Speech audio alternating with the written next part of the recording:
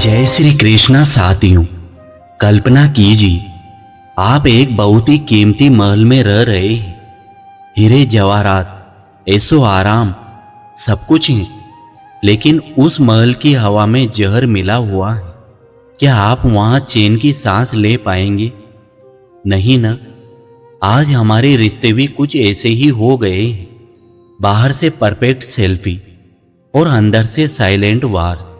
लेकिन क्या आप जानते हैं कि कुरुक्षेत्र के मैदान में जब तीर चल रहे थे तब श्री कृष्ण जी ने अर्जुन को एक ऐसी बात कही थी जो आज आपके टूटे हुए दिल और कड़वे रिश्तों को 2 मिनट में ठीक कर सकती हैं।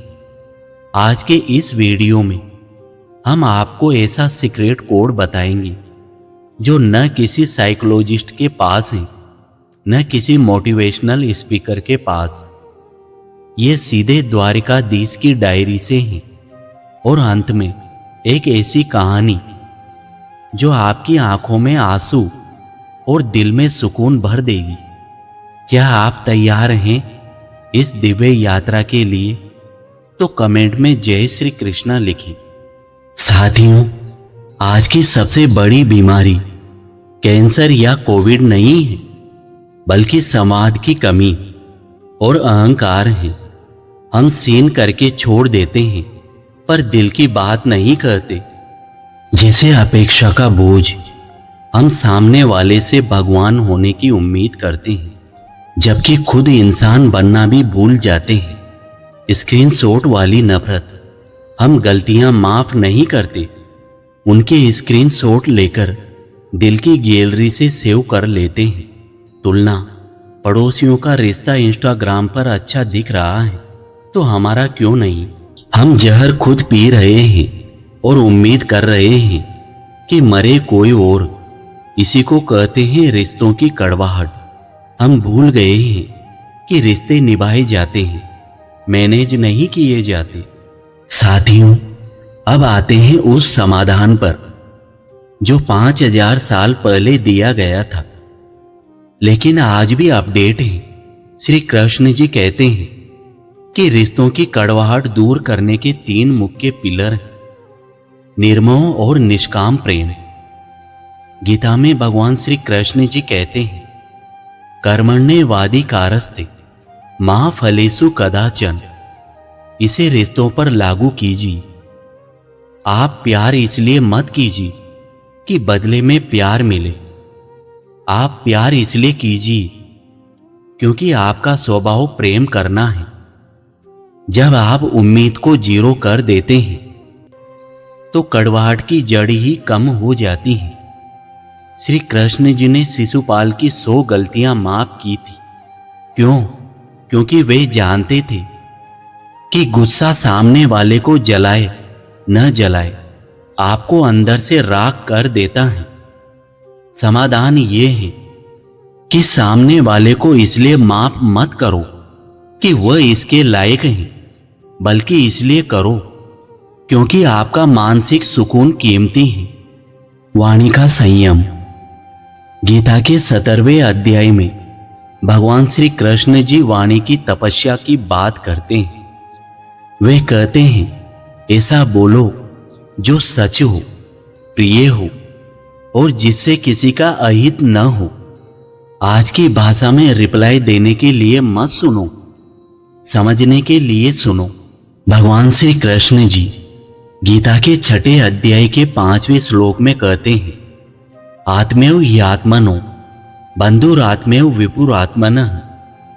यानी आप खुद ही अपने मित्र हैं और खुद ही अपने शत्रु। आज के दौर में इसका मतलब क्या है? हम अक्सर दूसरों की कड़वाहट देखते हैं पर अपनी प्रतिक्रिया नहीं देखते। अगर सामने वाला आग है तो आपको पानी बनना होगा। अगर आप भी आग बन गए तो सिर्फ राख बचेगी। समाधान ये है कि जब भी किसी से अनबन हो तो एक पल के लिए खुद को उनकी जगह रखकर देखें। जिसे आप गलत समझ रहे हैं शायद वो अपनी परिस्थितियों के हिसाब से मजबूर हो। गीता के 2 अध्याय के 63वें श्लोक में श्री कृष्ण जी ने गुस्से की पूरी चेन समझाई है। क्रोधान भवति सम्मोह, गुस्से से भ्रम पैदा होता है, भ्रम से बुद्धि नष्ट होती है और बुद्धि नष्ट होने से इंसान का पतन हो जाता है। जब रिश्तों में कड़वाहट आए तो याद रखिए, सामने वाला इंसान आपका दुश्मन नहीं है, उसके भीतर बैठा गुस्सा दुश्मन है। आप उस इंसान से नफरत मत कीजिए, उस व्यवहार से कीजिए जैसे डॉक्टर मरीज से नहीं, बीमारी से लड़ता है। जब आप सामने वाले को एक बीमार व्यक्ति की तरह देखेंगे जिसे प्रेम की जरूरत है, तो आपकी नफरत अपने आप करुणा में बदल जाएगी, जैसे मौन की शक्ति। साथियों, आज के जमाने में आखिरी शब्द बोलने की होड़ लगी है। हमें लगता है कि हमने आखिरी कड़वी बात नहीं कही तो हम हार जाएंगे, लेकिन श्री कृष्ण जी सिखाते हैं कि मौन सबसे बड़ा संवाद है। कभी कभी रिश्तों में बहस जीतने से बेहतर है रिश्ता जीतना। श्री कृष्ण जी ने शांति दूत बनकर पांडवों और कौरवों के बीच सुलह की कोशिश की। उन्होंने खुद को छोटा कहलाना स्वीकार किया ताकि युद्ध टल सके। क्या आप अपने रिश्ते को बचाने के लिए थोड़ी देर के लिए हारना स्वीकार कर सकते हैं? याद रखिए, झुकता वही है जिसमें जान होती है, अकड़ तो मुर्दे की पहचान होती है। हम दुखी इसलिए नहीं हैं कि सामने वाले ने कुछ बुरा किया, बल्कि इसलिए हैं क्योंकि हमने उससे बहुत अच्छे की उम्मीद की थी। गीता का सार है, फल की चिंता छोड़ दो। रिश्तों में इसे ऐसे लागू करें, आपने किसी के लिए कुछ किया तो उसे वहीं भूल जाइए, उसका हिसाब मत रखिए। जब आप हिसाब रखना शुरू करते हैं तो रिश्ता व्यापार बन जाता है और व्यापार में घाटा होते ही कड़वाहट आ जाती है। प्रेम में कोई बैलेंस शीट नहीं होती। रिश्तों की मरम्मत का सबसे सरल टूल सॉरी और थैंक यू नहीं, मैं समझता हूं है। जब आप किसी से कहते हैं कि मैं तुम्हारी तकलीफ समझता हूं, तो आधी कड़वाहट उसी पल हवा हो जाती है। श्री कृष्ण जी ने सुदामा के फटे हुए पैर धोए थे, जबकि वे ब्रह्मांड के स्वामी थे। यह दिखाता है कि रिश्तों में पद और अहंकार का कोई स्थान नहीं है। अगर भगवान झुक सकते हैं तो हम और आप किस खेत की मूली हैं? आज ही अपने अहंकार की पोटली को यमुना में विसर्जित कीजिए और प्रेम के साथ हाथ बढ़ाइए। चलिए इसे एक कहानी से समझते हैं। एक बार एक व्यक्ति महात्मा बुद्ध यानी श्री कृष्ण के भक्त के पास गया। वह बहुत गुस्से में था। उसके अपने भाई से गहरे मतभेद थे। उसने पूछा, महाराज, मेरे दिल में उसके लिए बहुत कड़वाहट है, मैं क्या करूं? महात्मा ने उसे एक मिट्टी का घड़ा दिया और कहा, इसमें गंदा और कड़वा पानी भर ले आओ। व्यक्ति ले आया।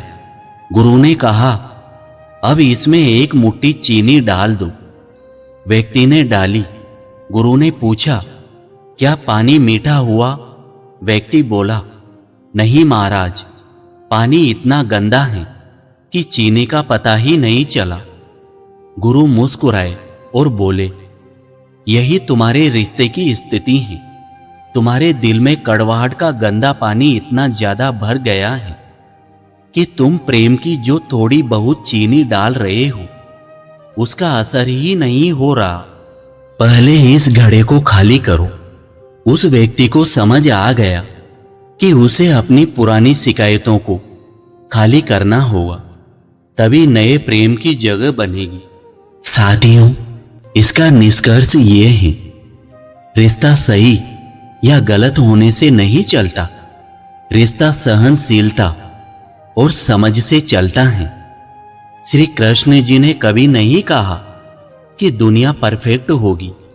उन्होंने बस ये सिखाया कि उस इनपरफेक्ट दुनिया में खुद को शांत कैसे रखना है। अगर आज आपका किसी से मन मुटाव है तो इस वीडियो को खत्म होते ही एक छोटा सा मैसेज कर दीजिए। गलती किसी की भी हो, रिश्ता मेरा और तुम्हारा है। यकीन मानिए, आपका अहंकार थोड़ा झुकेगा पर आपका व्यक्तित्व हिमालय जैसा ऊंचा हो जाएगा। तो साथियों, अगर इन प्रेरक बातों ने आपके दिल को छुआ है और आपको लगता है कि इससे किसी का टूटता हुआ रिश्ता बच सकता है, तो वीडियो को लाइक करें और अपने अपनों के साथ शेयर करें। और हमारे इस सफर से जुड़ने के लिए चैनल को सब्सक्राइब करना न भूलें। जय श्री कृष्ण।